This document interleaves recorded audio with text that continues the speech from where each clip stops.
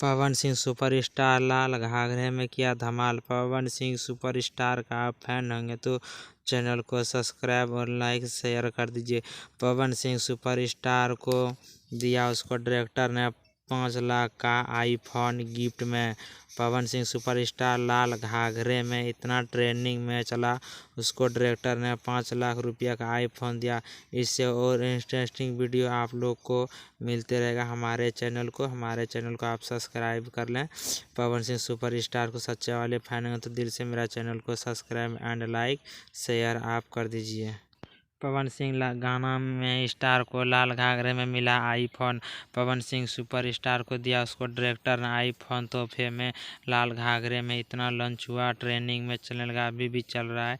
Pawan Singh superstar को दिया iPhone, उसको डायरेक्टर ने। पवन सिंह सुपरस्टार को आप सच्चे वाले फैन हैं तो चैनल को दिल से सब्सक्राइब एंड लाइक शेयर आप कर दीजिए। Thank you for watching bro.